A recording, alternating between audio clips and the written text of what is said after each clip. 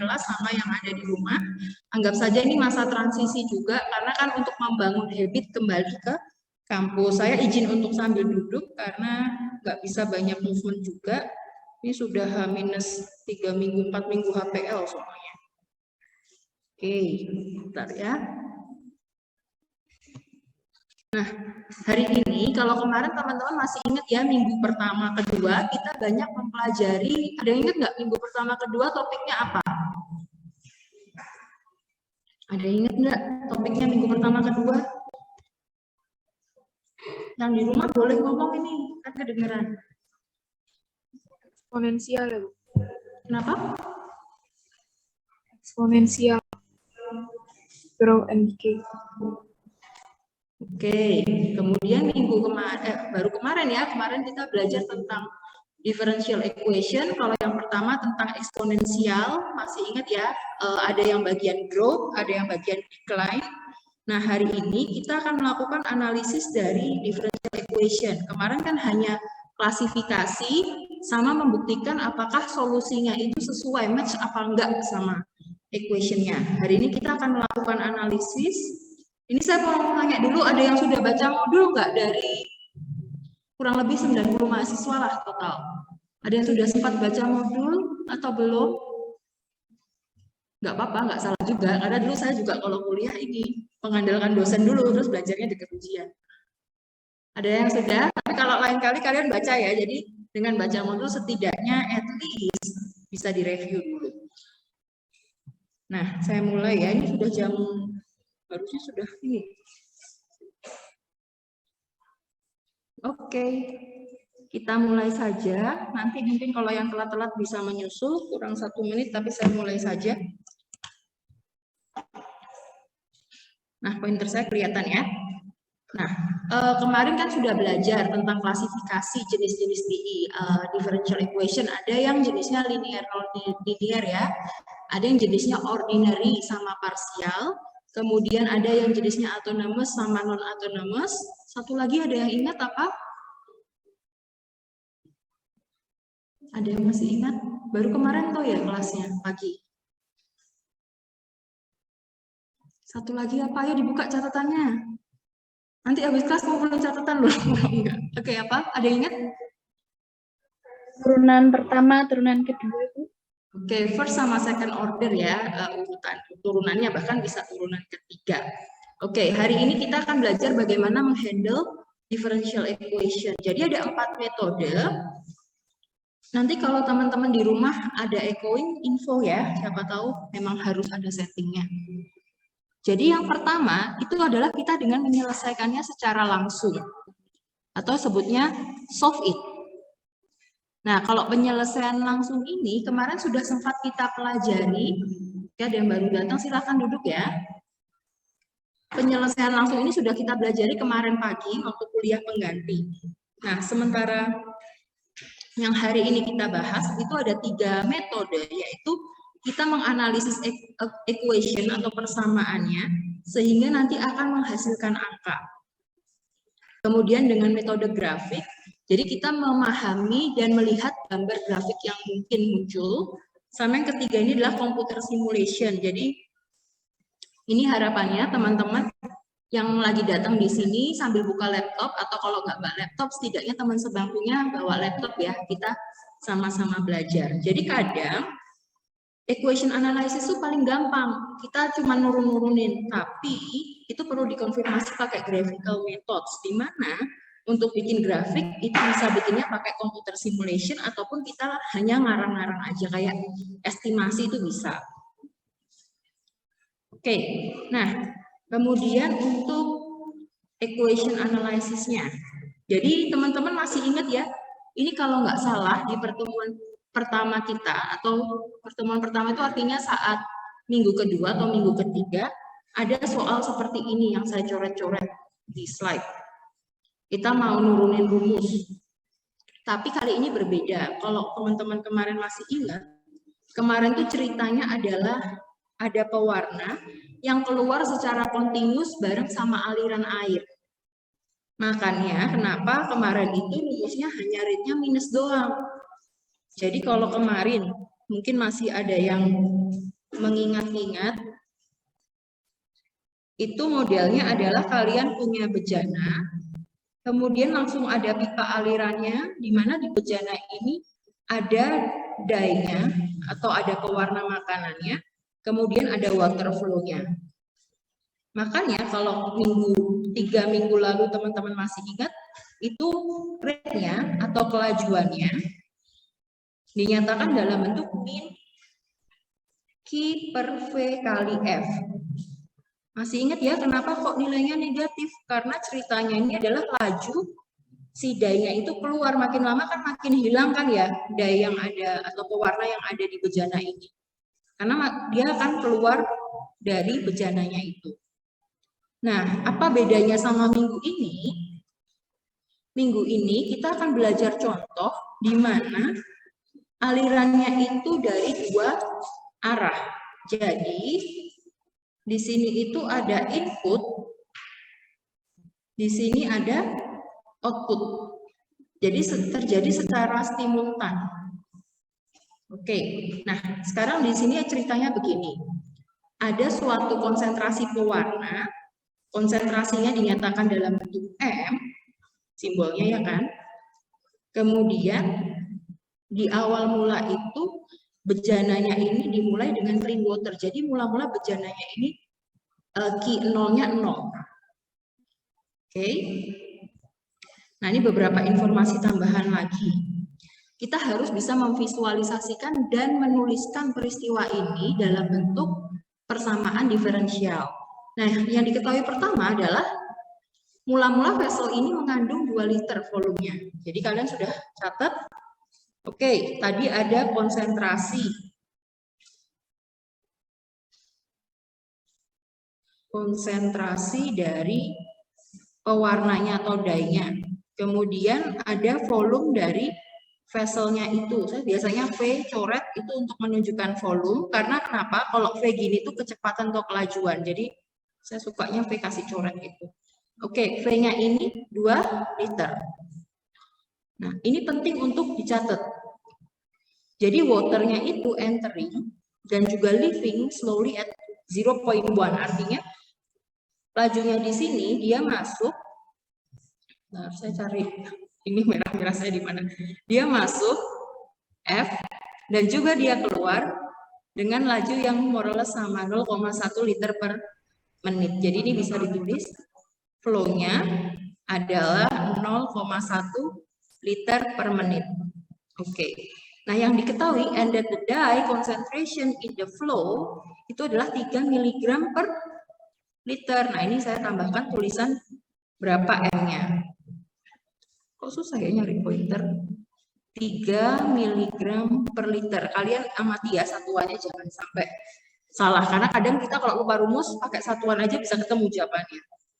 Oke, tadi disebutkan in the earlier example, si pewarna itu hanya meninggalkan vessel dan nggak ada yang masuk. Tapi untuk case yang akan kita coba hari ini, itu akan ada aliran masuk dan keluar. Makanya asumsi yang harus dipakai adalah mekanismenya ini terdapat flow untuk masuk dan ada flow si pewarna ini keluar. Oke. Nah, sekarang kita lihat ada informasi tambahan. The entering mechanism is simple. Jadi si pewarna ini masuk ke vessel, ini masuk ya, dengan rate yang konstan. Nah, rate ini teman-teman boleh pakai satuan apa ya kalau rate? Satuannya mungkin mungkin tak tulis Q aksen ya. Sorry, nanti jadi ngeblur. Rate-nya ini adalah 0,3 mg per menit. Nah, kita ditantang nih bagaimana bisa untuk membuat suatu persamaan dari informasi yang diketahui ini. Nah, teman-teman tahu bahwa kalau Q aja itu kan sebenarnya menyatakan jumlah. Tapi kalau misalnya Q aksen itu menyatakan kelajuan. Kan sering ya kita belajar kalau Q aja jumlah, tapi kalau kita turunkan itu sebenarnya kelajuan. Nah, sebenarnya yang tertulis di persamaan di bawah ini itu bisa ditemukan. Oke. Sebelum kita lihat ke sini, coba lihat sisi kanannya dulu deh. Oh, di sini deh saya nulisnya biar kelihatan.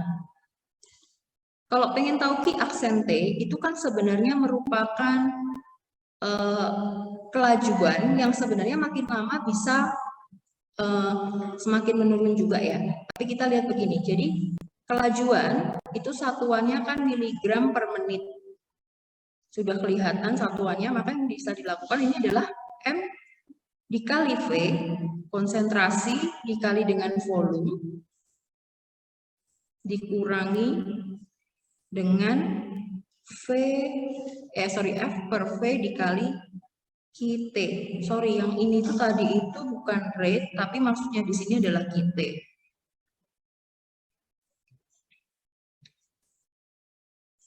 Nah, ini kalau kita masukkan M-nya berapa? 3 dikali, ini F berarti ya, MF 0,1, ini tak tulis aja ya satuannya. Sebentar. Agak susah karena harus megang apa tuh, megang mic beserta dengan megang penanya.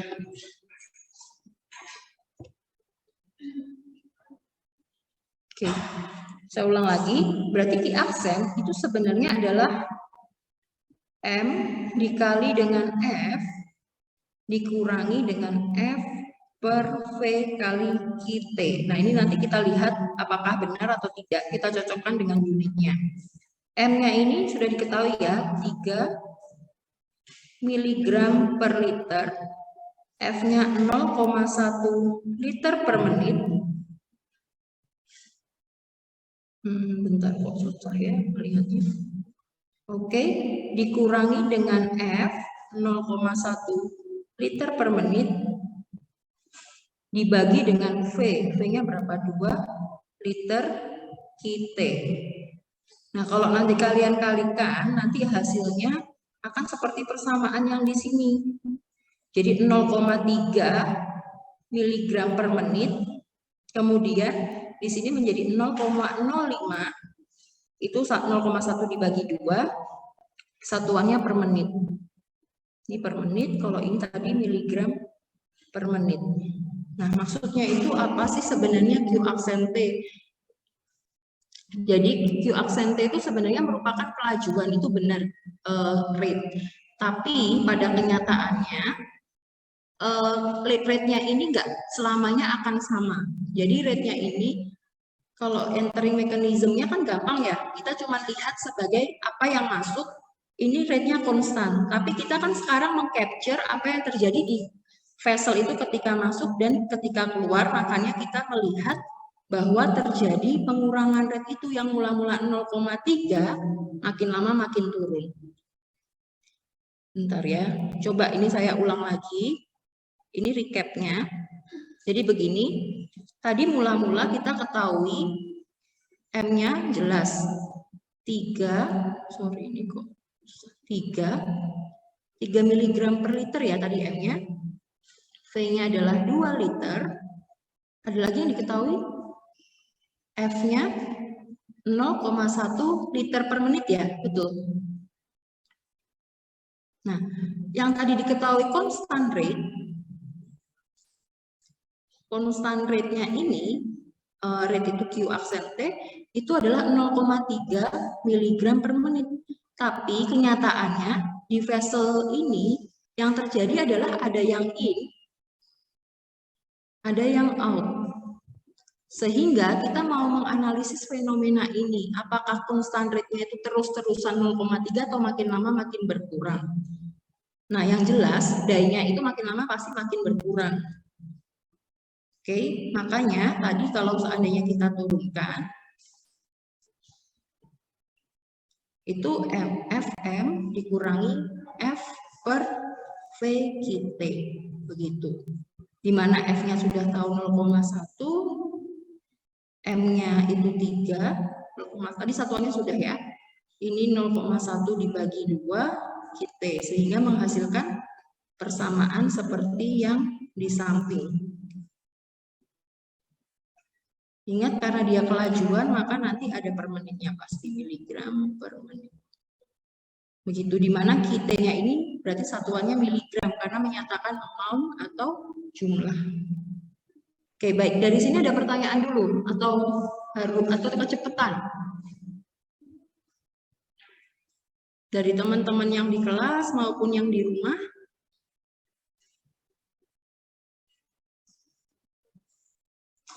Boleh saya lanjut? Oke, kita lanjutkan ya. Nah, kadang teman-teman masih ingat ya, ada istilah saya mau memaksimalkan suatu kecepatan atau pengen tahu nilai maksimum dan minimum. Nah, supaya mencapai suatu nilai maksimum dan minimum, itu ada persyaratannya. Nah, persyaratannya itu disebut dengan kondisi steady state, di mana nggak akan, atau more or less itu sudah mentok nyampe, ini udah paling maksimum nih jumlahnya. Nah, syarat untuk mencapai mentok ini, turunan pertama atau turunan setelah dari persamaan tersebut, itu harus sama dengan 0.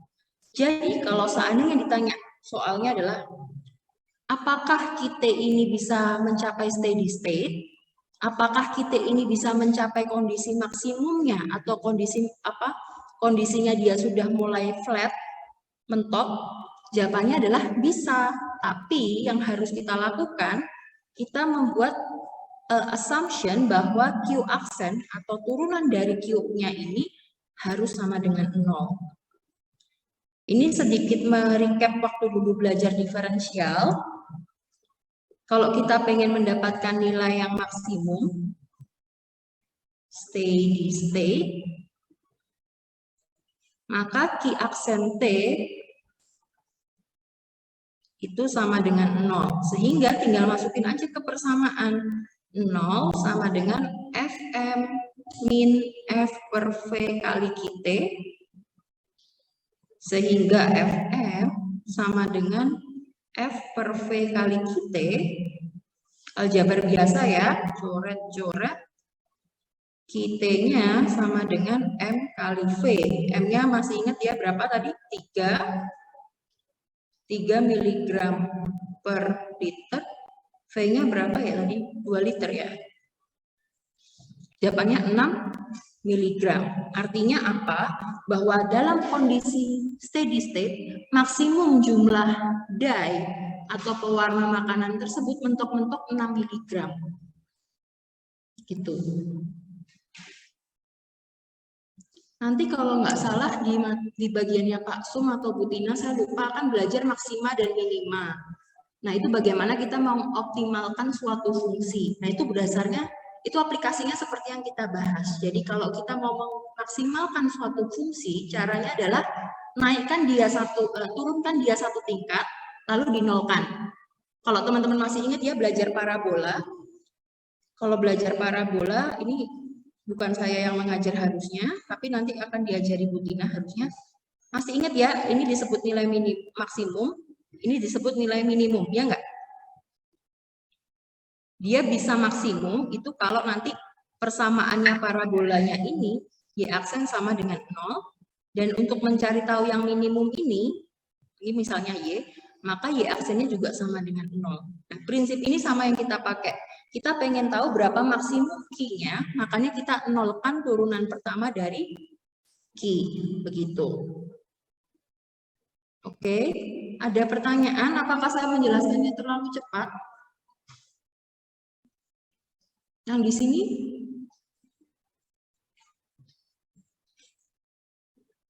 Oke, kalau nggak ada, kita lanjut ke graphical method ya. Jadi nanti ada 2 contoh soal, kita akan analisis baik dengan grafik maupun juga dengan cara equation analysis. Nah, sekarang enaknya coret-coret sih ini. Ini adalah 2 persamaan yang teman-teman harus ingat. Tadi persamaan utama kita, ini adalah Q aksen ya awalnya. Q aksen T, tapi kalau seandainya dalam kondisi steady state, maka Q aksen T sama dengan 0. Well, jadi persamaan utama Q aksen T itu adalah 0,3 minus 0,05 QT. Itu adalah persamaan utama kita, yaitu fungsi penurunan si zat pewarna tersebut atau yang akan dalam bejana. Kemudian ketika steady state dia akan mencapai jumlah maksimum 6 mg. Nah, ini gimana sih Bu cara gambarnya atau gimana? Sekarang kalian lihat deh dari persamaan yang di sini di sisi kiri. Tak bintangin. Di sini kan menunjukkan apa sebenarnya? Increasing atau decreasing? Dari persamaannya aja. Yang di rumah boleh lo jawab biar nggak sepi. Kalau kalian lihat dari persamaannya, bisa dilihat ini apa tipenya? Decreasing kan? Kalian punya 0,3, lama-lama dia akan turun. Nah, jadi untuk persamaan yang pertama, kita bisa menganalisis bahwa sumbu Y-nya itu Q aksen, sumbu X-nya adalah Q. Nah, kalian punya data toh, kalau seandainya Q aksennya ini, Q-nya ini sama dengan 0, jadi kalau Q T atau sumbu X-nya ini sama dengan 0, maka sumbu Y-nya atau Q aksennya sama dengan 3, ya enggak? Nah, sekarang saya balik. Kalau seandainya sumbu Y-nya atau Q T-nya ini adalah 0, maka sumbu X-nya berapa? Tadi ya, 6. Ini bukan 3, tapi 0,3. Makanya kalian sudah punya titik. Titik yang pertama itu 0,0.3, titik yang kedua itu adalah 6,0. Nah, ini kalian tinggal tarik garis lurus. Nah, mungkin ada pertanyaan, Bu, kenapa kok kok langsung tarik garis lurus? Ingat pelajaran kemarin hari Selasa ya. Ini adalah tipe persamaan linier. Dari persamaannya kita bisa ngecek, oh ini linier, nggak akan bungker-bungker, lurus tok pasti, entah lurusnya mau naik ke atas atau naik ke bawah, turun ke bawah. Jadi kalian cukup tahu dua titik, hubungkan dengan garis, prinsipnya itu. Nah, bagaimana dengan hubungan yang kedua? Oke. Mungkin ada juga yang bertanya, kenapa sih kok ada dua grafik, kok ribet amat? Ingat, kita tuh punya beberapa variabel ya, ketika tadi lihat persamaan hubungan antara Q aksen, Q dan teman-temannya. Ada yang namanya variabel T, waktu, ada variabel QT, atau jumlah dye-nya, konsentrasinya, sama ada Q aksen T. Di mana seperti yang teman-teman tahu, kalau ini mungkin bisa dihubungkan secara sederhana. Tapi untuk mengetahui Q aksen itu kan menyatakan pelajuan. Jadi Q aksen itu sebenarnya adalah turunan pertama dari dQt per dt, atau ini saya tulisnya seperti ini. Makanya kenapa di sini ada dua tabel yang ada dua grafik, di mana grafik yang pertama dia pengen menghubungkan antara jumlah zatnya Q dengan Q aksen, pelajuannya atau rate penurunannya, atau rate penambahan penurunan, nanti case-nya bisa jadi beda. Sementara grafik yang kedua ini menyatakan hubungan antara jumlah zatnya dengan waktu, persatuan waktu. Nah, tadi kan pertanyaannya gini, kalau dia steady state, berapa sih maksimum jumlah konsentrasi zatnya, atau berapa banyak zat pewarnanya? Nah, ini kita kelihatan banget dari tabel, dari grafik. Tadi kan dikatakan bahwa maksimum mentok-mentok dia nggak akan lebih dari 6. Nah, kalian tulis dulu nih. 6, ini satuannya tadi miligram ya. Tarik garis. Intinya adalah dia nggak akan selamanya bertambah. Yang terjadi pengurangan itu adalah pengurangan lajunya, kecepatannya. Tapi kalau dari segi jumlah, sebenarnya dia bertambah karena ada in dan out. Jadi masih ada suplainya. Nah, kalau teman-teman lihat kurvanya, ini kurvanya kan kayak kurva pertumbuhan mikroba ya. Jadi pertama itu dia naik dulu nih, atau curam. Curam itu bahasa Inggrisnya step. Terus kalau teman-teman lihat, ini ada yang slopy. Slopy itu yang lebih apa sih? Landai. Nah, ini kenapa bisa kayak gini, Bu? Nah, kita coba merenung. Ingat, ini adalah grafik yang sebelah kiri adalah grafik kelajuan atau rate kecepatan. Kecepatannya ini kan makin lama makin berkurang. Sehingga ketika kalian merefleksikan, oke, kalau kecepatannya itu berkurang, nih, maka sebenarnya kitenya itu atau perubahannya itu juga makin lama makin berkurang dong. Atau slope-nya juga makin lama makin berkurang. Jadi yang slope-nya awalnya curam, tiba-tiba menjadi sangat slopy. Kalau curam itu artinya apa? Curam itu artinya gradiennya itu besar. Nah, kalau gradiennya besar atau Q aksentenya besar, maka delta Q-nya besar sebenarnya. Sementara yang di sini slopy artinya apa? Gradiennya mulai berkurang atau kecepatannya mulai berkurang, makin kecil. Oke, jadi ini kita belum belajar sampai gambar grafiknya dengan detail, tapi kita merefleksikan apakah grafik ini sebenarnya mengilustrasikan benar fenomena yang ada. Oke, jadi kalau seandainya di sini ada keterangannya, saya tambahi, kalau kelajuannya decrease gradually, sebenarnya itu berarti bahwa gradiennya pun juga akan makin landai, makin selisihnya nggak makin gede, makanya slopy. Oke, dari sini ada pertanyaan dulu untuk kasus pertama. Ada yang bingung nggak? Karena kasus kedua nanti kita belajarnya kurva logistik. Buat yang di sini boleh, yang di rumah boleh. Kalau mau dijelasin ulang juga nggak apa-apa. Hari ini kita banyak latihan soal, nggak banyak teorinya. Ada pertanyaan? Kok pas di sini kalian pada lebih diem? Kayaknya kemarin lebih banyak tanya. Yang di rumah ada berapa? Ini ada 80-an. Ada pertanyaan mungkin bisa respon? Bu. Iya, silakan Yosefa. Saya mau nanya, yang rumus Q aksente tadi itu tuh tetap ya, Bu? Atau tergantung soal ya? Kenapa? Rumus yang Q aksente sama dengan FM kurang bla bla bla itu tuh rumusnya tetap atau sesuai soal ya, Bu?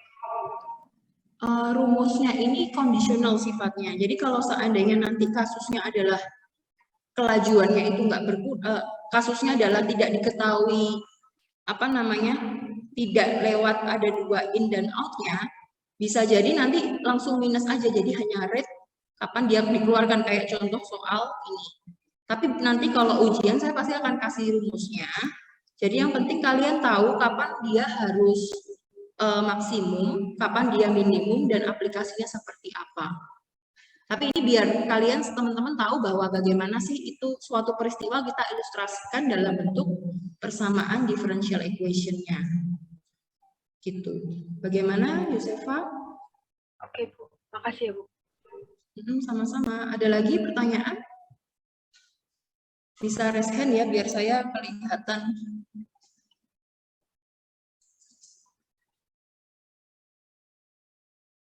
Oke, ini pada ngantuk ya kayaknya. Habis makan siang pada ngantuk ya? Pada ngantuk nggak? Yang ngantuk ini raise hand dong, saya penasaran kalau ngantuk. Pada ngantuk ya? Oke, di sini kalau ngantuk ada yang ini enggak, yang suka TikTok atau flash mob ini yang masuk, jangan-jangan yang anteng-anteng. Mumpung ada kamera maksudnya, jadi bisa memimpin senam bareng-bareng gitu kan. Ada yang mau ini enggak, mau menjadi relawan icebreaker, teman-teman yang di kelas? Mau enggak jadi relawan kapan hari kelas pabrik tak suruh ini, tak suruh TikTokan dulu. Ada enggak yang mau jadi relawan biar icebreaker angkatan 21? Kalau di rumah juga boleh kalau mau. Nggak ada nih. Oke, saya lanjut aja kalau nggak ada. Saya menawarkan ini icebreaker biar nggak bosen. Jam berapa sih? baru setengah jam. Well, sekarang yang kedua adalah contoh kasus kurva logistik. Jadi kemarin sempat saya bilang ya, saya sukanya menceritakan bakteri karena bakteri itu menarik ya. Dia nggak selamanya tuh tumbuh terus, kadang dia punya titik di mana dia capek hingga akhirnya dia mati gitu kan. Seperti saya bilang waktu kita belajar exponential growth, bahwa exponential growth hanya mengcapture peristiwa tertentu ketika dia grow. Tapi sayangnya nggak selamanya itu peristiwa di alam selalu ideally exponential. Jadi kadang harus membutuhkan model atau equation lain yang bisa menggambarkan lebih precise. Nanti kalau nggak salah harusnya juga sama Pak Sum ada materinya tentang logistic growth. Nah, persamaan umumnya itu seperti ini. Ini kalau diturunkan teman-teman juga masih bisa menurunkan lagi ya, aksen T sama dengan A dikali YT dikurangi A YT kuadrat per B. Nah, untuk menggambarkan logistic growth itu bentuk bentuk kurvanya itu sigmoid. Bentar ya. Jadi bentuknya kayak S. Nah, ini maksudnya apa? Maksudnya, kadang itu untuk memulai pertumbuhan dia butuh startup dulu. Dia jadi manasin dulu, pelan-pelan naik, sampai akhirnya dia bisa naik dengan drastis dan eksponensial, kemudian nanti akan berkurang lagi kecepatannya. Makanya kenapa kurva ini lebih cocok disebutnya untuk mikroorganisme, karena dia lebih cocok menggambarkan, tapi dia nggak sampai menggambarkan death rate-nya ya. Kalau death itu kan sampai agak turun ya. Jadi dia setidaknya mentok sampai stagnation period-nya. Kok udah sama aja kayaknya.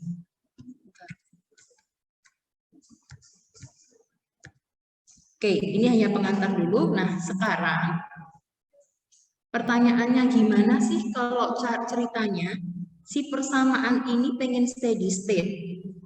Kalau tadi kan enak ya, kita punya QT, kemudian pengen tahu berapa jumlah QT maksimumnya atau saat si amount-nya ini Q-nya itu steady state, sehingga syaratnya adalah Q aksennya cukup sama dengan 0. Nah, kalau pertanyaannya ini adalah bagaimana kalau YT-nya ini bisa mencapai steady state, maka nanti yang kita lakukan adalah membuat Y aksennya ini sama ya kayak tadi, sama dengan 0. Kecuali pertanyaannya diganti, bagaimana supaya kecepatannya itu steady state, maka kalian harus hubungan keduanya sama dengan 0. Itu nanti kita akan bahas juga. Oke, karena sudah pertanyaannya udah jelas, dia pengen memaksimalkan nilai YT-nya ini supaya sampai steady state, maka persyaratannya adalah Y aksen T atau syarat ya, saya tulis. Syaratnya Y aksen T sama dengan 0, tinggal kita masukkan saja nih. Ini sudah ya, sudah ada tulisannya, jadi kalau kalian beberkan sama dengan 0. Nah, untuk mengetahui solusi, itu akan ada dua solusi. Kenapa? Solusinya bisa jadi YT-nya ini yang memang sama dengan 0, atau di sininya itu memiliki nilai yang membuatnya sama dengan 0. Kalau solusi yang pertama dituliskan makanya di sini YT-nya sama dengan 0, tapi solusi yang kedua, kalau ini mau saya jabarkan, AYT minus berapa tadi? 1 minus YT per B sama dengan 0. Ingat ya, sama-sama dibagi AYT juga kedua ruas 0, maka 1 min YT per B sama dengan 0, maka YT sama dengan B.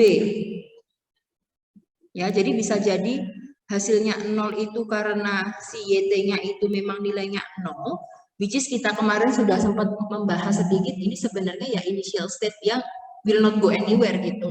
Tapi bisa jadi memang nilai YT-nya itu sama dengan B, karena 1 kurangi 1 kan sama dengan 0 juga. Jadi akan ada dua solusi untuk kondisi steady state ini, begitu. Oke, untuk ini masih ada yang bingung mencari solusinya. Ini adalah cara mencari solusi yang paling simpel. Tapi nanti kita akan lihat apakah informasi yang kita peroleh itu bisa dipakai untuk menggambar grafik. Dari sini sudah paham semua? Bu, Silahkan. yang A sama yang B itu merepresentasikan apa ya, Bu? A dan B itu konstanta. Angkanya ya, Bu? Iya, baik A maupun B itu konstan. Konstanta bahasa Indonesianya. Permisalan aja dalam suatu suatu perumpamaan A dan B-nya konstanta. Oh gitu. Iya, terima kasih, Bu. Jadi nanti yang menjadi variabel dalam persamaan ini adalah Y, YT, dan Y aksen T. Oke, dari sini ada pertanyaan dulu, karena nanti kita akan melihat steady state-nya untuk kecepatan. Ini kan masih men-steady state-kan jumlahnya, jumlah amount-nya. Nanti kita akan men-steady state-kan kecepatannya. Jadi nanti Y aksen, double aksennya harus 0. Boleh kita lanjut? Kalau nggak ada pertanyaan. Nah, sekarang kita lanjut. Kondisi yang kedua, dikasih tahu bahwa, bentar ya. Kondisi yang kedua dikasih tahu bahwa selama perjalanannya, si kecepatan itu akan terus meningkat, sehingga dia akan mencapai titik maksimumnya.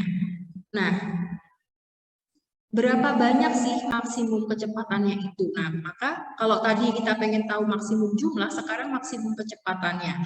Kalian bisa bayangkan, awalnya teman-teman punya Y, lalu nanti ada Y aksen, ada Y double aksen. Kalau kita pengen tahu nilai maksimum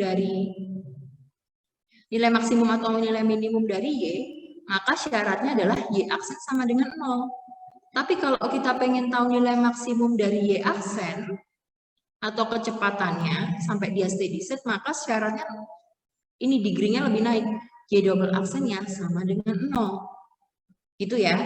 Jadi kalau kita pengen tahu men-steady state-kan jumlahnya, which is Y aksennya 0. Tapi kalau kita pengen men-steady state-kan pertumbuhannya, kelajuannya, kecepatannya, atau growth-nya, itu yang kita syaratkan Y double aksennya sama dengan 0.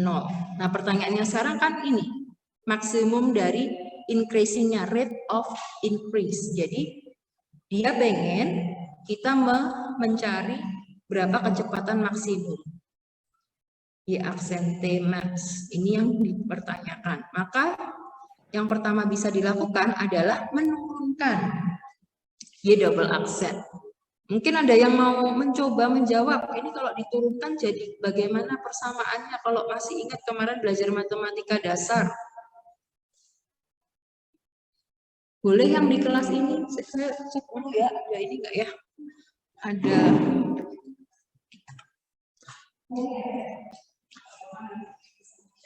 Ada yang mau coba nggak di kelas? Nanti saya cocokkan sambil yang di rumah teman-teman coba. Yang di kelas ada 1 volunteer untuk mengerjakan di papan kelas, 2 volunteer deh. Ada yang mau? Nanti kita cocokkan sama jawaban teman-teman di rumah. Ayo, Kak tunjuk ya. Kalau enggak, ada yang mau nggak volunteer? Nggak ada yang mau nih. Kak tunjuk ya. Hari ini tuh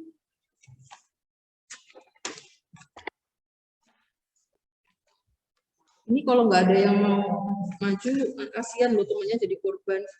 Kalian sudah ini belum sih? Udah absen ini? Absen.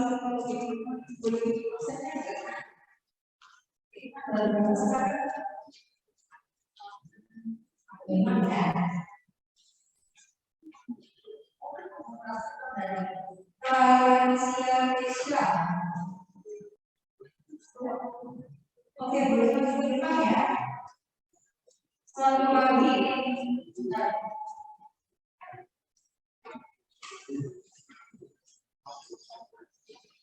Bumi hari ada. Bumi hari ada. Ada. Sekalian. Masih ingat ya aturannya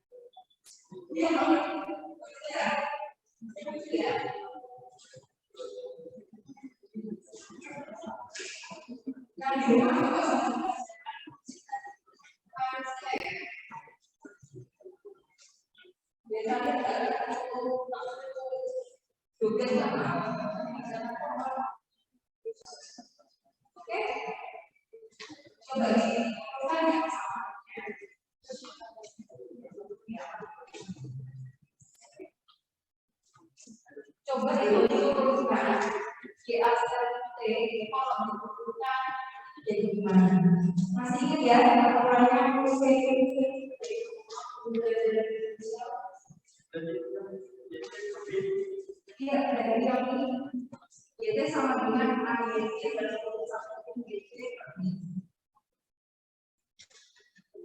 Maka biasanya sisanya itu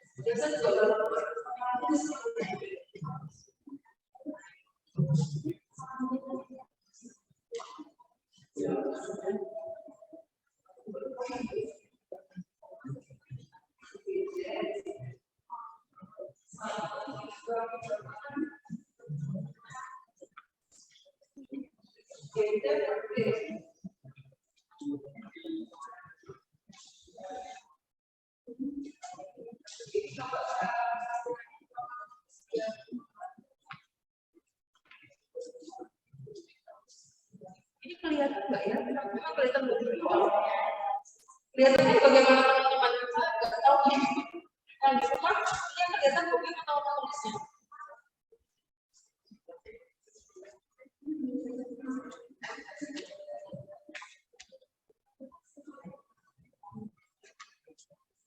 Ini masih belum coba ya.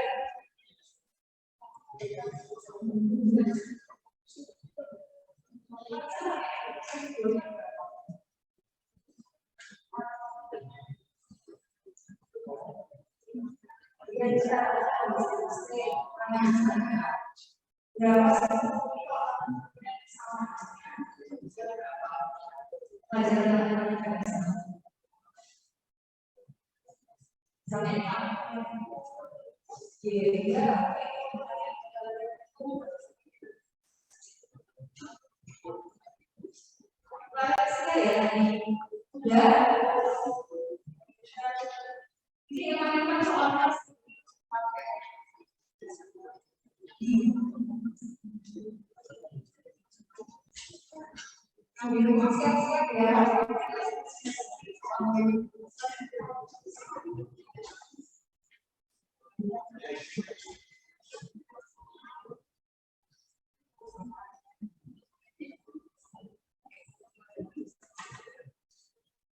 Oke, kalian siap sudah?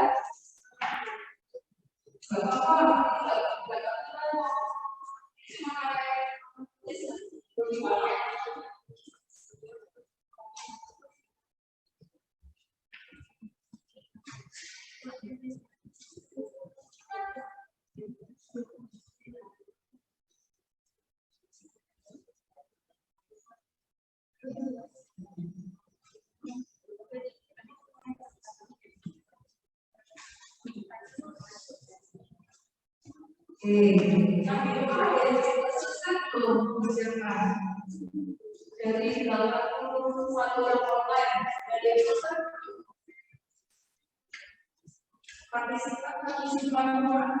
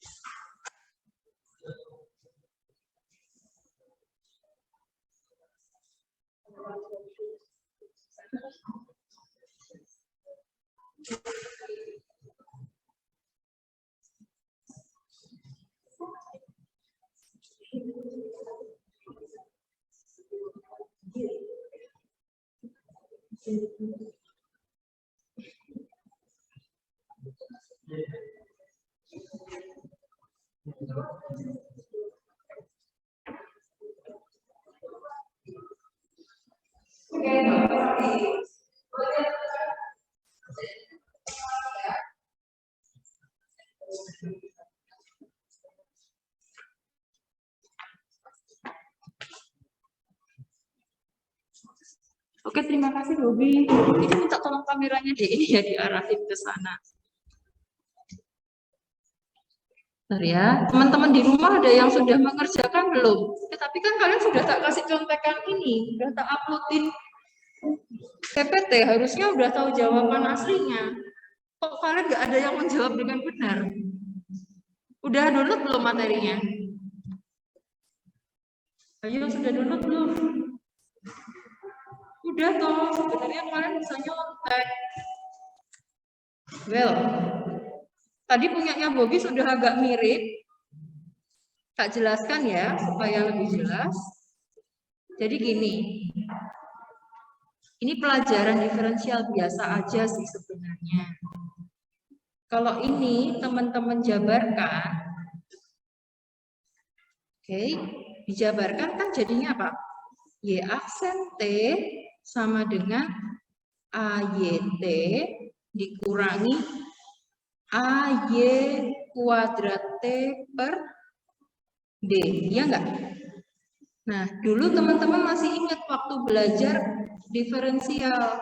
Kalau saya punya Y sama dengan AX kuadrat, itu kan sebenarnya Y aksennya apa? A dikali turunannya X kuadrat, ya enggak? Atau peraturan ini deh, waktu itu saya ingat ada modelnya yang product rule. U dikali, bukan ini, aturannya itu yang parsial. Sebentar ya, hapus dulu. Aturan parsial itu misalnya gini, ternyata yang diturunkan itu adalah fungsi. Jadi kalian ingin menurunkan fungsi DU per DX. Masih ingat mungkin di mana kalian bisa buat dalam bentuk DU per DY dikali DY per DX. Kalau masih ingat ya. Jadi intinya menurunkan suatu fungsi yang memiliki fungsi sebenarnya. Nah, ini terjadi ketika tadi dikerjakan. Saya apresiasi dengan ini ya. Teman-teman sudah mau maju, kan butuh ini ya, keberanian juga tuh. Kalau ini saya turunkan, maka AYT-nya sih menjadi AYT aksen ya, normal. Tapi ingat, Y kuadrat T itu adalah suatu fungsi. Jadi kita menurunkannya itu 2 kali. Oke, A per B-nya benar tetap. Karena ini konstanta. Tapi Y kuadrat T, kalau mau saya turunkan menjadi apa? 2YT. Ingat, sorry, 2YT dulu ya, nggak pakai aksen. Ingat, YT itu adalah fungsi. Sehingga harus diturunkan. Maka dikali Y aksen T. Tadi yang paling mudah mendekati punyanya Bobi, tapi kurang Y aksen T. Oke, terus punyanya Clarit, siapa tadi?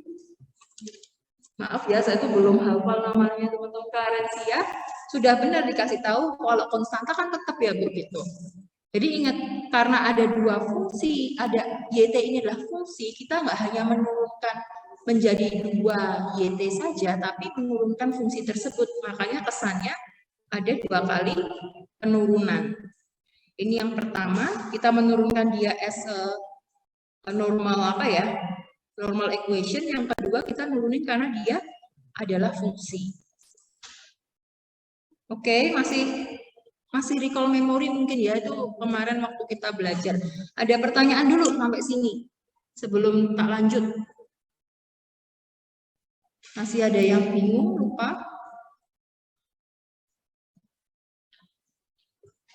Oke, nanti habis ini istirahat dulu ya, karena nanti sampai solution aja deh, biar kalian nggak capek.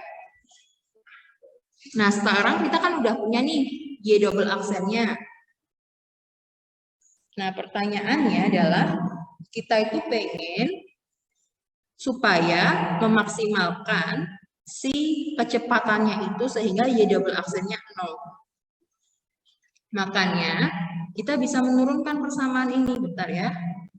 Dijabarkan ibaratnya. Sebenarnya kalau ini dijabarkan kan menjadi AYT, kayak yang di bawah itu, dalam kurung 1 min 2.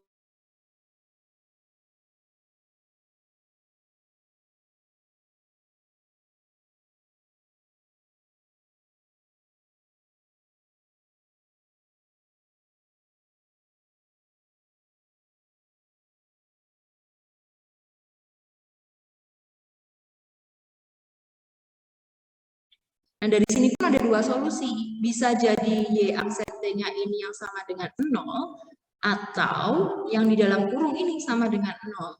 Jadi, 1 sama dengan 2 per B YT, sehingga YT sama dengan B per 2. Gitu. Jadi ada dua solusi ya. Ingat, tadi itu yang pertama kita kerjakan itu adalah solusi kalau kita mau men-steady state-kan si YT, which is Y aksennya harus 0. Yang kedua, kita mau men-steady state-kan kecepatannya, sehingga Y double aksennya kita pengen 0 kan. Jadi hasilnya berbeda approach-nya. Nah, informasi ini kita bisa gunakan untuk bikin grafik sebenarnya. Oke, ini pertanyaan selanjutnya. Jadi berapa sih nilai YT, Y aksen kecepatannya, kelajuannya, kalau diketahui YT-nya adalah B per 2. Nah, ini tinggal kalian masukkan saja ke persamaan. Jadi B per 2-nya atau dalam kondisi kecepatan maksimum, itu kalian masukkan supaya tahu kelajuannya. Oke, ini gampang kan? Jadi pertama kalian harus tahu dulu yang ditanya itu yang mau di steady state kan siapa, yang mau dimaksimalkan siapa, apakah jumlahnya, kecepatannya, kemudian kalian baru tahu syarat mana yang bisa dipakai, perlu nurunin sampai turunan kedua atau enggak, atau mungkin turunan pertama sudah cukup. Gitu. Oke, dari sini ada pertanyaan? Baik yang di rumah, teman-teman maupun yang lagi di kelas. Kalau nggak ada, kita toilet break dulu. Nanti habis ini ada graphical method sama kita melakukan computer simulation. Ini nggak banyak sih, tapi teman-teman nyoba pakai laptop masing-masing ya, supaya paham gitu. Oke, nggak ada pertanyaan lagi? Teman-teman yang di rumah? Permisi Bu, saya ingin bertanya Bu. Iya, silakan Bayu. Ya, tadi untuk yang penurunan pertama itu, tadi stop sampai penurunan pertama itu kalau apa Bu tadi? Kenapa? Untuk mencari apa itu, untuk yang apa namanya, penurunan pada turunan pertama saja sudah cukup itu Bu. Yang ini ya? Iya. Pertanyaannya? Itu tadi kasusnya itu seperti apa ya Bu? Kalau misalnya kayak penurunan pertama saja itu sudah cukup. Intinya gini, kan tipe soal itu beda-beda aplikasinya. Kalau Y aja, itu artinya entah jumlah, kuantitas, atau mungkin volume dan lain sebagainya. Tapi kalau Y aksen, itu biasanya either dia kecepatan, kelajuan, atau whatever. Nah, turunan kedua itu biasanya percepatan. Teman-teman masih ingat ya waktu belajar di fisika, itu ada jarak, kecepatan, kelajuan. Nah, prinsipnya sama. Ini jumlah, ini kecepatan atau growth-nya, yang di sini percepatannya. Tapi kita banyak main di memaksimalkan Y dan Y aksen aja. Jadi kalau kita ingin memaksimalkan atau meminimumkan jumlah kuantitas, maka yang kita bisa misalkan Y aksennya 0, atau kalau kita mau memaksimalkan kecepatan pertumbuhan atau perlambatannya, yang kita nolkan adalah Y double absennya. Begitu. Itu aja yang perlu dihafal dan diingat, karena nanti untuk lain-lainnya kan aplikasi sebenarnya. Oke, bagaimana Bayu? Baik, Bu. Terima kasih banyak. Oke, ada pertanyaan lagi sebelum kita toilet break? Kita istirahat ini ya, 7 menitan, masih 1:58, sorry.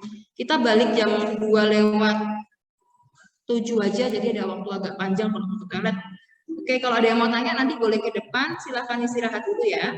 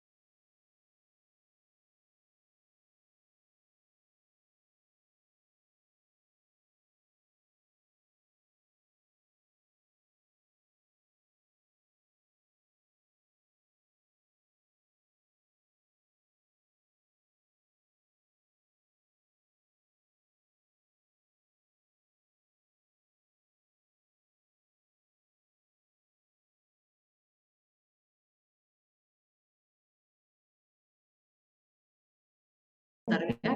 Teman-teman yang di rumah sudah kembali bergabung?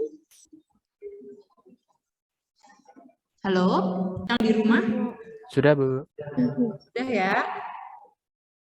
Oke, ini sebentar aja kok, hari ini kita akan simulasi, jadi pakai laptop. Nanti kalau yang di sini bisa tak bimbing, maksudnya saya bisa keliling, tapi kalau yang di rumah nanti saya enable share screen, jadi kalau ada yang punya masalah sama komputernya atau sama rumusnya, kita bisa selesaikan bersama.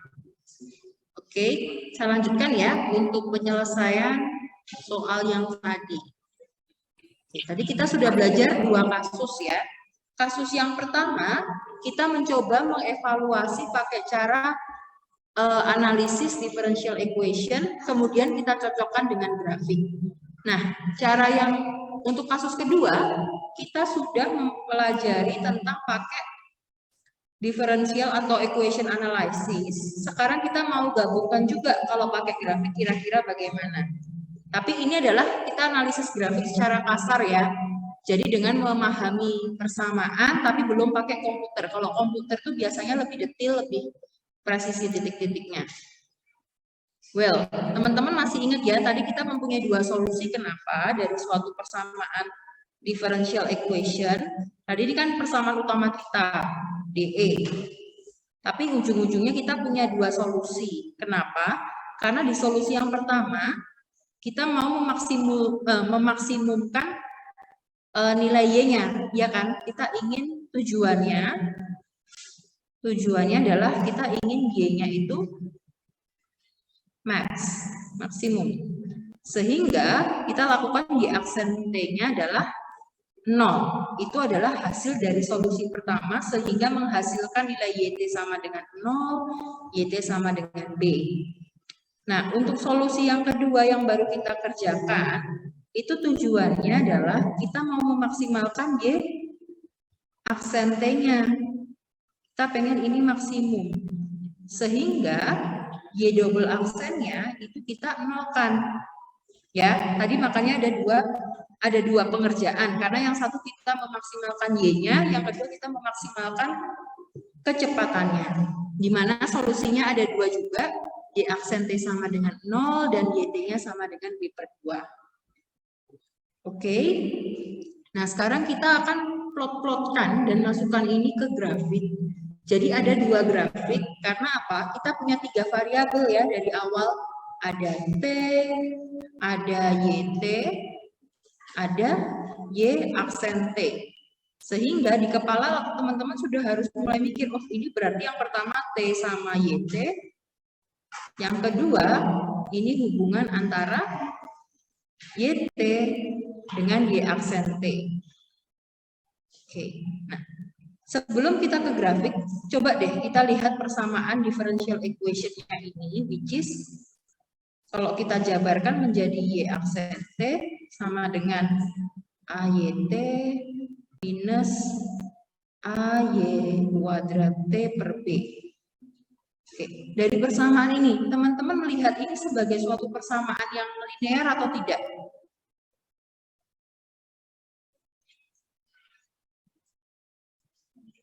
Dari persamaan yang tak kotakin merah ini. Kira-kira jenis persamaan apa? Apa? Linear. Oke, kalau linear tapi yang bentuknya bagaimana nih? Kalau ada kuadratnya, itu linear atau bukan? Bukan. Jenisnya apa ini kalau ada kuadratnya? Ayo, baru kemarin kita belajar kalau ada kuadrat-kuadratnya yang jelas bukan linear, tapi jenisnya apa? Eksponensial. Dia tipenya adalah polinomial. Jadi kalau waktu dulu SMA masih ingat ya, ada yang bentuknya parabola dan lain sebagainya, itu adalah tipe-tipe persamaan polinomial yang tidak linear. Karena kalau linear literally hanya 2 garis cukup. Nah, sementara kalau tipe untuk persamaan yang ada kuadratnya, kalian mengetahui 2 titik itu belum tentu bisa dijadikan garis. Ya.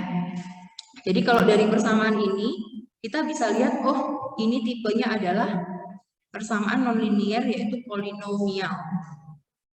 Oke, jadi kalian sudah membayangkan ini biasanya kalau nggak bentuknya sigmoid, ya parabola-parabola gitu. Nah, untuk menduga kita sambil lihat-lihat persamaannya. Masih ingat dulu waktu SMA kita belajar ada parabola menghadap ke atas dan menghadap ke bawah. Menghadap ke atas itu jika nilai apa ya yang mengikuti konstanta yang mengikuti kuadratiknya itu adalah positif. Kalau ini biasanya yang negatif. Tapi ini kalian nggak usah hafalin. Ini hanya kita menduga kayak gut feeling aja. Kayaknya feeling saya ini bentuknya parabola terus menutup ke bawah, telungkup ke bawah karena nilainya negatif. Oke. Dari informasi yang kalian temukan itu kita plot sebenarnya untuk membuat kisaran apa ya, oret-oretan grafik. Jadi yang pertama kita punya 4 titik ya. Yang jelas ini bisa saya tulis dulu. Titik yang pertama adalah 0,0 itu untuk T, YT. Oke. Ya benar nggak sih initial state-nya? Itu sama dengan 0. Bentar ya. Ini adalah kalau Y aksentenya 0 ya. Berarti bukan. Ya, saya hapus. Yang pertama ini kan permisalannya apa asumsinya Y aksente sama dengan 0 ya tadi. Kalau Y aksentenya sama dengan 0, maka kita bisa menuliskan titiknya adalah YT, Y aksente.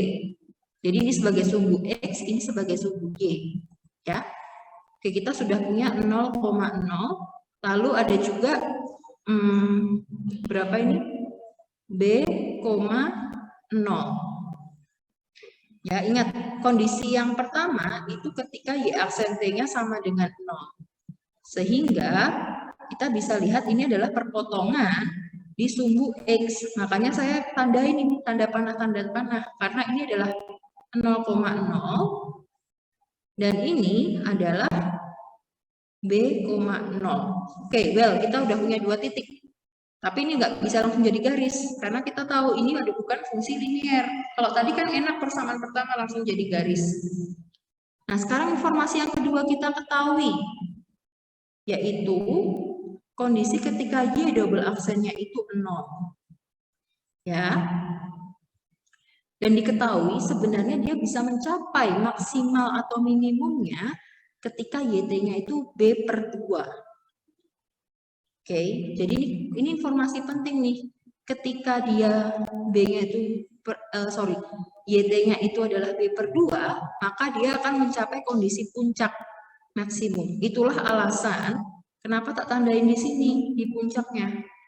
Karena puncak ini merupakan adalah B/2,0. Dan ini adalah nilai maksimumnya. Nah, dari situ kita bisa mulai menggambar bentuk kurvanya kurang lebih seperti apa. Oke. Nah, sekarang apa hubungannya dengan kurva yang kedua? Itu kayak tadi kita merefleksikan. Berarti sebenarnya kisahnya ini adalah terjadi peningkatan kecepatan dulu. Tik ini kan terus naik ya, Y aksennya. Terjadi peningkatan kecepatan terus-menerus sampai dia maksimum. Kemudian kecepatannya itu makin lama akan makin berkurang. Nah, ini tergambarkan dari kurva sigmoid ini. Yang teman-teman bisa lihat ini awalnya dia cukup curam naiknya karena kecepatannya terus naik sehingga gradiennya naik, atau ini step gitu kan. Nah, sementara ininya udah mulai landai, mulai slopy. Karena mulai turun. Dan kalau nanti kalian mau tulis pun ini sebenarnya kalian nanti mau, ini saya hapus dulu ya. Kalian mau cek sebenarnya titik mulai berkurang atau mulai slopingnya itu di mana? Itu harusnya di B/2. Harusnya kalau di B/2 itu udah mulai berkurang ininya. Gitu. Oke, dari gambarnya merefleksikan. Kira-kira ada yang masih bingung nggak untuk membuat informasi tersebut secara visual? Tapi ini kita nggak perlu detail dulu gambarnya, karena untuk kedetailannya kita belajar di simulasi komputer, setelah ini pakai Excel. Yang penting teman-teman tahu dulu informasi ini bisa berguna loh untuk bikin grafik, Tapi mungkin hanya bentuk shape-nya aja, nggak sampai detail. Ada pertanyaan mungkin dari teman-teman yang masuk kelas ataupun yang di rumah?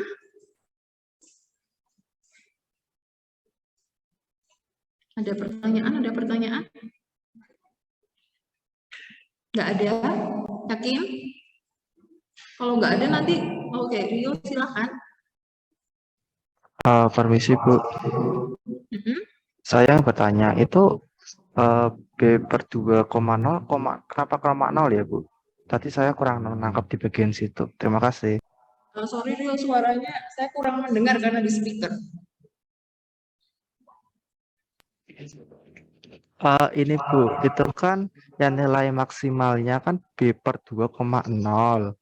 Lah itu kenapa kok 0 ya Bu? Saya masih kurang paham. Terima kasih.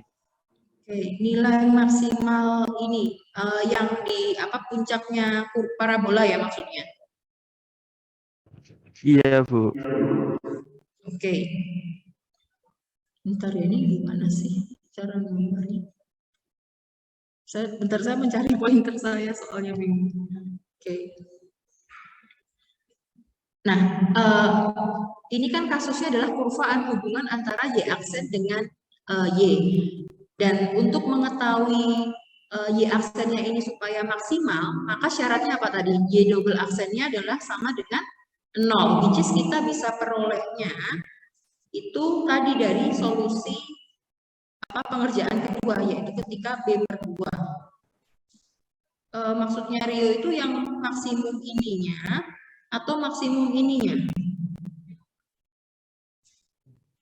Maksimum yang ketika di puncak Bu, karena kan entah kenapa saya berpikirnya gini, kalau B per 2,0 berarti kan cuma dia kan ada di sebuah X, tapi kok tiba-tiba kenapa dia punya titik yang ini Bu di atas? Soalnya kan kalau misalnya ada titik di atas berarti kan harusnya kan B per 2, angka sekian gitu kan Bu. Saya mikirnya begitu Bu, entah kenapa tadi.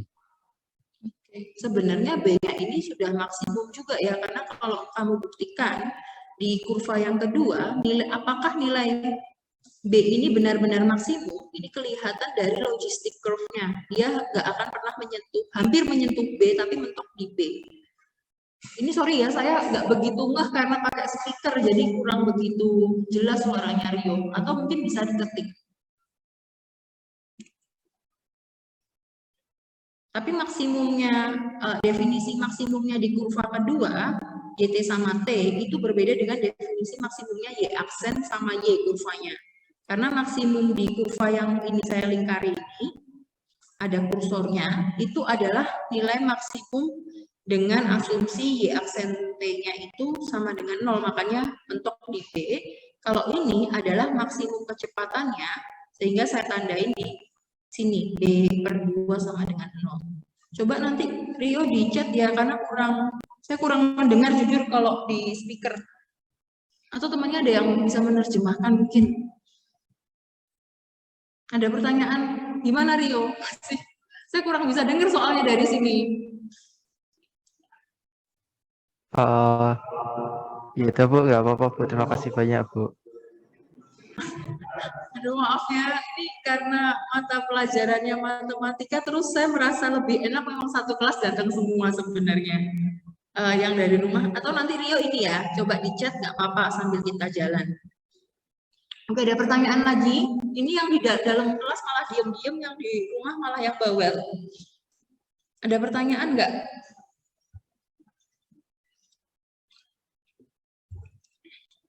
Nggak apa-apa kalau belum kebayang, tapi intinya teman-teman paham bahwa dari equation itu kita bisa punya gut feeling kira-kira kurva ini bentuknya apa, dan semakin banyak informasi yang kita peroleh, kita bisa semakin mendetilkan suatu kurva, which is itu kita akan pelajari di computer simulation. Oke. Sekarang kita akan ke computer simulation. Saya pastikan dulu metode kedua dan ketiga ada pertanyaan yang belum jelas nggak? Karena itu menjadi dasar untuk kita simulasi dengan komputer ini. Pakai Excel sheet. Yang di sini jelas? Yang di rumah bagaimana?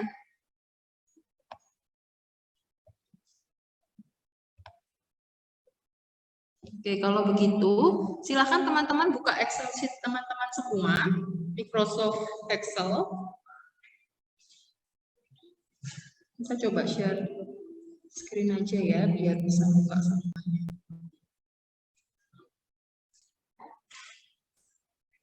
Oke, sekarang ada soal ceritanya, kita suruh menggambarkan kira-kira grafiknya seperti apa kalau diketahui bahwa ini rumusnya sama kayak tadi ya, yang pertama banget kita sudah bahas, yaitu I aksen T sama dengan 0,3 minus 0,05 T dengan initial condition dari nolnya 1,2. Jadi sudah ada informasi awal di mana ketika kaki sama dengan 0, T-nya 1,2 maksudnya.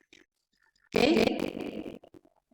Mungkin kalau dari tadi kita mengerjakan, kita bisa lakukan adalah memperkirakan sehingga mengetahui titik-titiknya mana, tapi nggak akurat. Oleh karena itu kita pakai ini. Sekarang dibuka Microsoft Excel-nya, kemudian teman-teman tuliskan coba. Layar-layar kelihatan nggak buat teman-teman yang di rumah? Saya tanya-tanya dulu. Terlihat ya. Terlihat ya. Nah, kalian tulis dulu. Ada 4 kolom, jadi tuliskan T, Q aksen, dan DQ. Atau perubahan. Oke. Ini siap-siap rumusnya sini. Satu konsep yang harus dibincangkan adalah Q aksen atau kelajuan atau kecepatan itu merupakan perubahan dari nilai Q terhadap selang waktu dt. Kemudian sehingga kalau ditanya berapa nilai dt-nya, itu merupakan nilai Q aksen dikali dengan waktunya. Gitu ya. Nah, teman-teman boleh terserah saat ini kita sepakatin aja deh. Coba kita buat usaha di T-nya itu dari 0 terus 1. Jadi coba kita bikinnya jangan satuannya kayak saya. Misalnya saya ini kan 0, berapa terlalu rengket lah. Coba teman-teman bikinnya 0, 1, 2 ya. Terus kalian tarik ke bawah.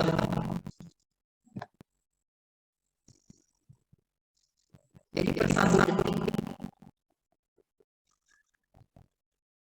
Oke.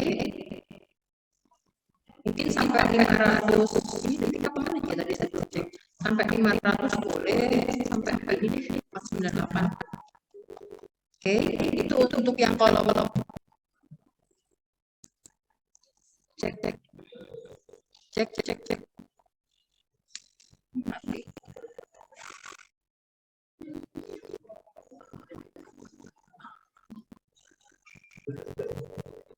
Cek. Ini mati. Bentar ya.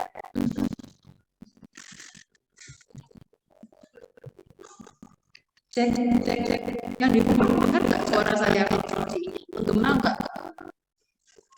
Tidak. Dengar ya. Oke, coba kalian gerak ke bawah 1 sampai 500 T-nya. Kemudian untuk Q ini kalian dari 1,2 aja.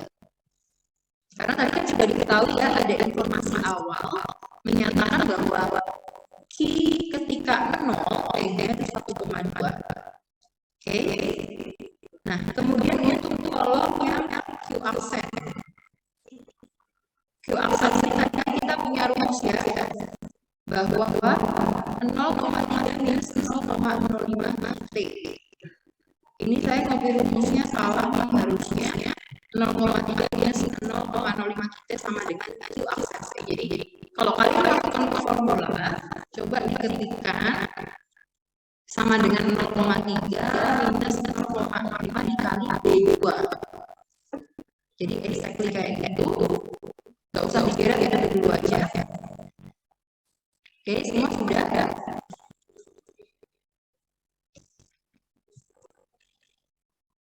Bentar ya, saya besar biar kelihatan. Oke, jadi ditulis dulu rumusnya. Nah, sementara DQ itu merupakan, ingat ya tadi persamaan saya, Q access sama dengan DQ per DT, sehingga untuk mencari DQ-nya adalah Q access kali T. Maka teman-teman tinggal masukkan kolom C dikali dengan delta T-nya. Atau kalau teman-teman ini delta T-nya ini kan udah jelas ya 1. Jadi kalian bisa langsung tulis aja sebenarnya 1. Daripada instead of kurang kayak gini, kalian bisa tulis 1 gitu aja. Oke. Nah, ini saya juga ganti. Sesudah itu, tolong masing-masing di draft, untuk ini.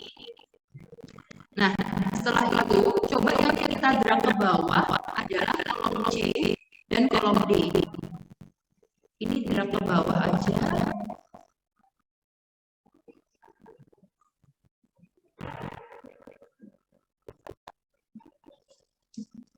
Jadi kolom C dan D teman-teman drag ke bawah.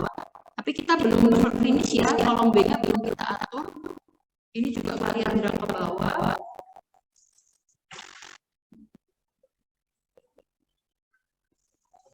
Oke, sudah semua teman-teman yang di rumah. Ini saya kosongin ya, soalnya ini kan pakai selisih tadi dikerjain. Oke, nah pertanyaannya percepatan apa? Jumlah mula-mula itu kan 1,2. Nah kalau ditanya jumlah ketika dia sudah berjalan dalam selang waktu tertentu, itu sebenarnya merupakan nilai dari nilainya dia awal ditambah dengan berapa peningkatannya, berapa kecepatannya. Bentar ya, saya coba urat-uratnya di mana ya. Oke, ini kan merupakan kecepatan, bukan kecepatan, ini merupakan jarak atau mungkin jumlah pada saat T. Nah, untuk mengetahui jumlah pada saat T itu, saya coba update aja ya. Untuk mengetahui jumlah pada saat T,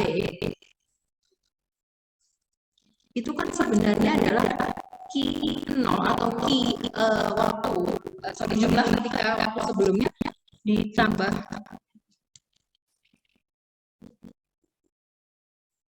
baterainya cepat habis ya.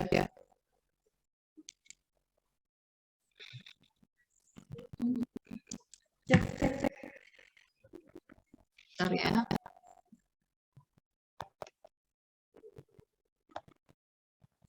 Oke, yang di rumah dengar suara saya enggak? Dengar. Dengar ya, tapi jadi kecil. Sebentar ya, baterainya habis soalnya buat ngajar. Oke, coba tadi yang di rumah bersuara lagi bisa nggak? Halo?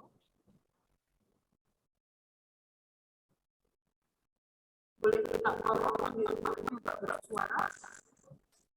Ya, Bu. Halo Bu.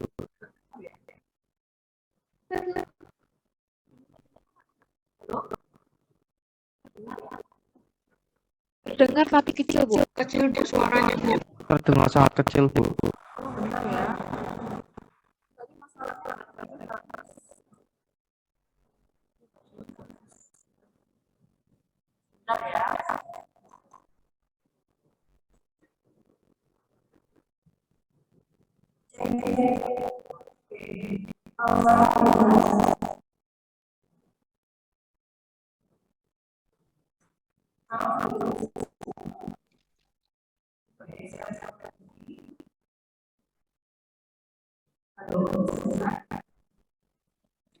Kecil Bu suaranya.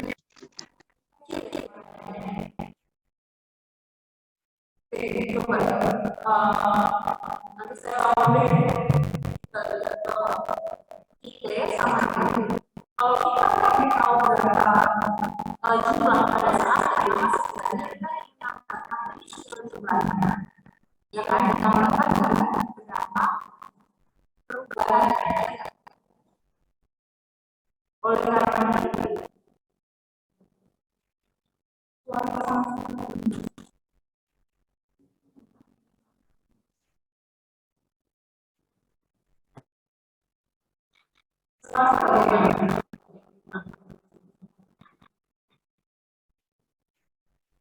Keras sedikit tapi masih bergema, Bu. Jadi susah tertangkap.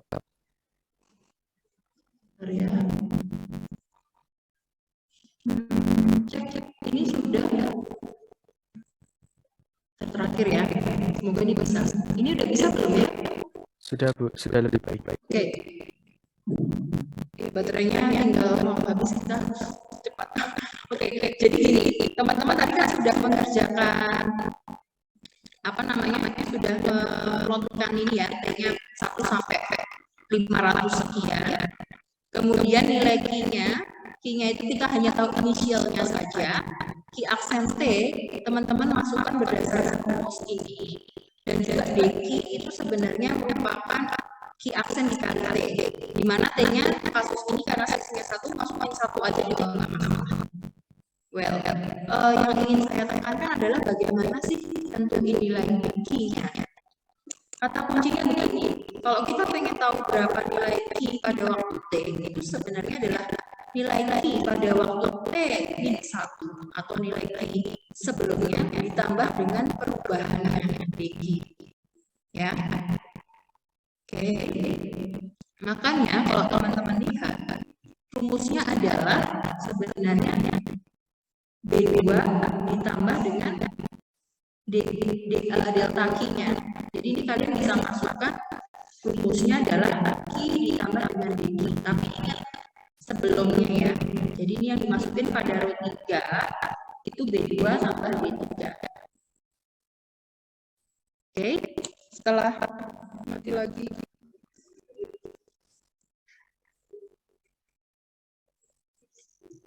Nah, setelah itu, ini yang di rumah kalau suaranya bergema ya nih. Ya. Tidak, Bu. Jelas, Bu. Jelas ya? Oke, udah deh, saya nggak pakai mic. Nah, terus kalian tarik ke bawah ini dari rumus ini. Oke.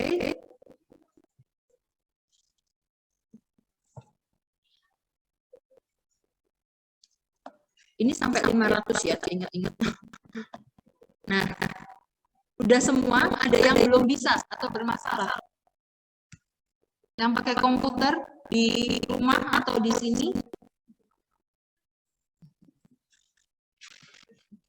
Ada yang bermasalah, boleh angkat tangan, atau yang di rumah bisa raise hand?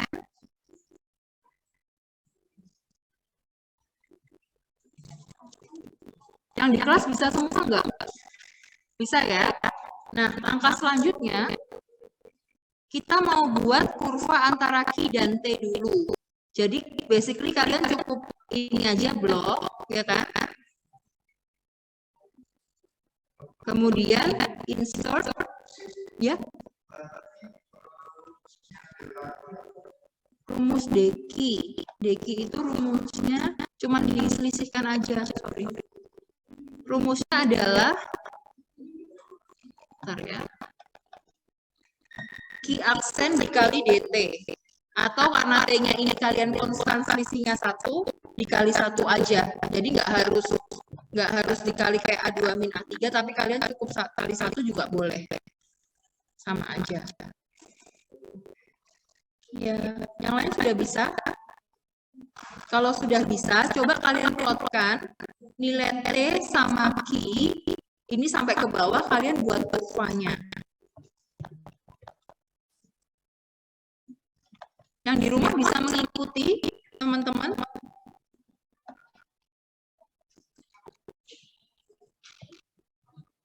Oke. Dari nilai T sama T, kalau sudah, nanti akan membentuk kurva seperti ini.